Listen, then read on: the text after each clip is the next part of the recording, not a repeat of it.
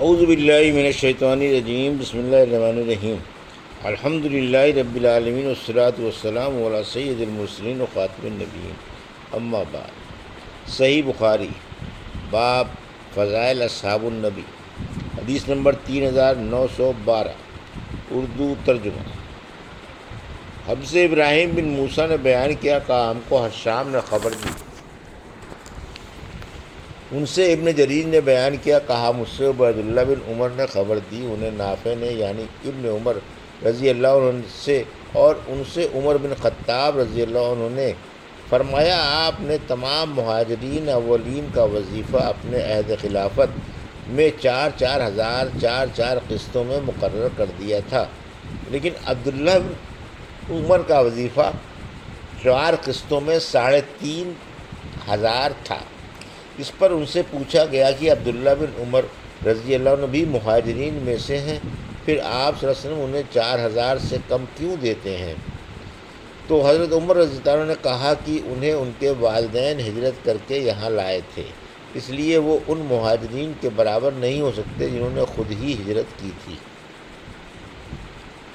حدیث نمبر 3913، اردو ترجمہ۔ ہم سے محمد بن کثیر نے بیان کیا، کہا ہم کو سفیان نے خبر دی، انہیں اعمش نے، انہیں ابو وائل شقیق بن سلمہ نے، اور ان سے خباب رضی اللہ عنہ نے بیان کیا کہ ہم سے رسول اللہ صلی اللہ علیہ وسلم کے ساتھ ہم نے رسول اللہ صلی اللہ علیہ وسلم کے ساتھ ہجرت کی تھی۔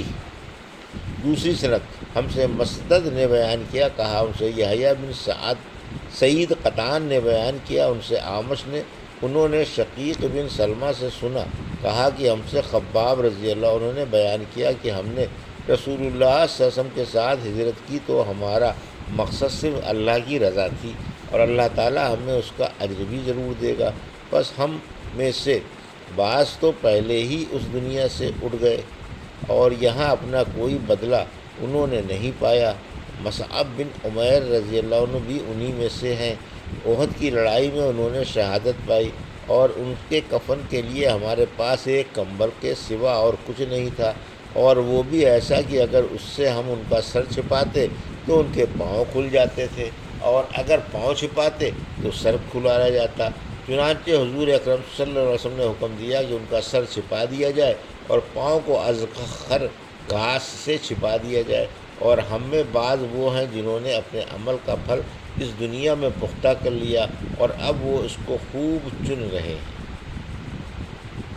حدیث نمبر 3915، ہم سے یحییٰ بن بشر نے بیان کیا، کہا ہم سے روح نے بیان کیا، ان سے عوف نے بیان کیا، ان سے معاویہ بن قرہ نے بیان کیا کہ مجھ سے ابو بردہ بن ابو موسیٰ اشعری نے بیان کیا، انہوں نے بیان کیا کہ مجھ سے عبداللہ بن عمر رضی اللہ عنہ نے بیان کیا، کیا تم کو معلوم ہے میرے والد عمر رضی اللہ عنہ نے تمہارے والد ابو موسیٰ رضی اللہ عنہ کو کیا جواب دیا تھا؟ اے ابو موسیٰ، کیا تم اس پر راضی ہو کہ رسول اللہ صلی اللہ علیہ وسلم کے ساتھ ہمارا اسلام، آپ کے ساتھ ہماری ہجرت، آپ کے ساتھ ہمارا جہاد، ہمارے تمام عمل جو ہم نے آپ کی زندگی میں کیے ہیں، ان کے بدلے میں ہم اپنے ان اعمال سے نجات پا جائیں جو ہم نے آپ کے بعد کیے ہیں، گو وہ نیک بھی ہوں، بس برابری پر معاملہ ختم ہو جائے۔ اس پر آپ کے والد نے میرے والد سے کہا، خدا کی قسم میں اس پر راضی نہیں ہوں۔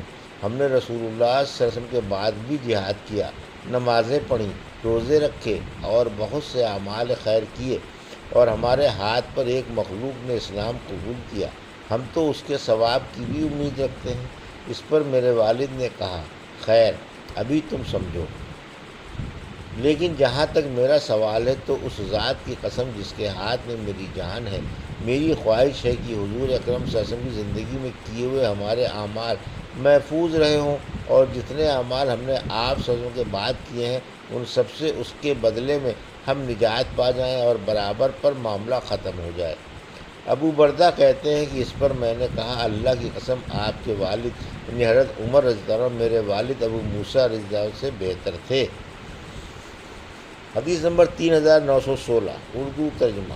مجھ سے محمد بن سواح نے خود بیان کیا یا ان سے کسی اور نے نقل کر کے بیان کیا، کہا ہم سے اسماعیل بن علیہ نے، ان سے عاصم احول نے، ان سے ابو عثمان نے بیان کیا، اور انہوں نے کہا کہ ابن عمر رضی اللہ عنہ سے میں نے سنا کہ جب ان سے کہا جاتا کہ تم نے اپنے والد سے پہلے ہجرت کی تو وہ غصہ ہو جایا کرتے تھے۔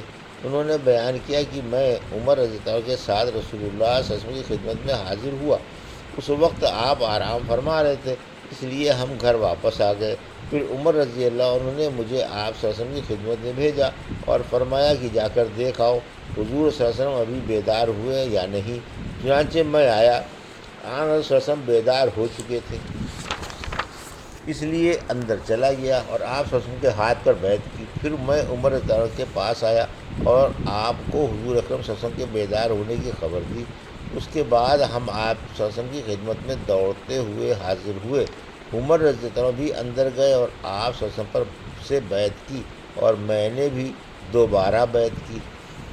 حدیث نمبر 3917 اردو ترجمہ۔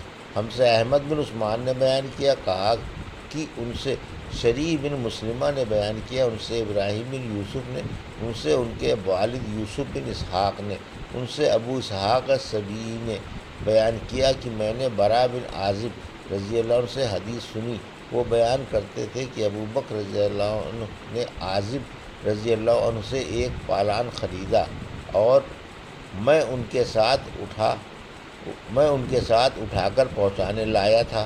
انہوں نے بیان کیا کہ ابو بکر رضی اللہ عنہ سے عازب رضی اللہ عنہ نے رسول اللہ صلی اللہ علیہ وسلم کے سفر ہجرت کا حال پوچھا، تو انہوں نے بیان کیا کہ چونکہ ہماری نگرانی ہو رہی تھی، یعنی کفار ہماری طاق میں تھے، اس لیے ہم غار سے رات کے وقت باہر آئے اور پوری رات اور دن بھر بہت تیزی کے ساتھ چلتے رہے۔ جب دوپہر ہوئی تو ہمیں ایک چٹان دکھائی دی، ہم اس کے قریب پہنچے تو اس کی آڑ میں تھوڑا سا سایہ بھی موجود تھا۔ ابو بکر رضی اللہ عنہ نے بیان کیا کہ میں نے حضور اکرم صلی اللہ علیہ وسلم کے لیے ایک چمڑا بچھا دیا جو میرے ساتھ تھا، آپ اس پر لیٹ گئے اور میں قریب و جوار کی گرد جھاڑنے لگا۔ اتفاق سے ایک چرواہا نظر آیا جو اپنی بکریوں کے تھوڑے سے ریوڑ کے ساتھ اسی چٹان کی طرف آ رہا تھا۔ اس کا بھی مقصد اس چٹان سے وہی تھا جس کے لیے ہم یہاں آئے تھے، یعنی سایہ حاصل کرنا۔ میں نے اس سے پوچھا، کیا تم اپنی بکریوں سے کچھ دودھ نکال سکتے ہو؟ اس نے کہا کہ ہاں۔ پھر وہ اپنے ریوڑ سے ایک بکری لایا تو میں نے اس سے کہا کہ پہلے اس کا تھن جھاڑ لو۔ انہوں نے بیان کیا کہ پھر اس نے کچھ دودھ دوہا۔ میرے ساتھ پانی کا ایک چھاگل تھا، اس کے منہ پر کپڑا بندھا ہوا تھا۔ یہ پانی میں نے حضور اکرم صلی اللہ علیہ وسلم کے لیے ساتھ لے رکھا تھا۔ وہ پانی میں نے اس دودھ پر اتنا ڈالا کہ وہ نیچے تک ٹھنڈا ہو گیا، تو میں اسے حضور صلی اللہ علیہ وسلم کی خدمت میں لے کر حاضر ہوا اور عرض کیا، دودھ نوش فرمائیے یا رسول اللہ صلی اللہ علیہ وسلم۔ آپ صلی اللہ علیہ وسلم نے اسے نوش فرمایا، جس سے مجھے بہت خوشی حاصل ہوئی۔ اس کے بعد ہم نے پھر کوچ شروع کیا اور ڈھونڈنے والے لوگ ہماری تلاش میں تھے۔ حدیث نمبر 3918 اردو ترجمہ۔ برا رضی اللہ عنہ نے بیان کیا کہ جب میں ابو بکر رضی اللہ عنہ کے ساتھ ان کے گھر میں داخل ہوا تھا تو آپ کی صاحبزادی عائشہ لیٹی ہوئی تھیں، انہیں بخار آ رہا تھا۔ میں نے ان کے والد کو دیکھا کہ انہوں نے ان کے رخسار پر بوسہ دیا اور دریافت کیا، بیٹی طبیعت کیسی ہے؟ حدیث نمبر 3919 اردو ترجمہ۔ ہم سے سلیمان بن عبد الرحمن نے بیان کیا، کہا ہم سے محمد بن حمیر نے بیان کیا، کہا ہم سے ابراہیم بن ابی ابلا نے بیان کیا، ان سے عقبہ بن وسعد نے بیان کیا اور ان سے نبی کریم صلی اللہ علیہ وسلم کے خادم انس بن مالک رضی اللہ عنہ نے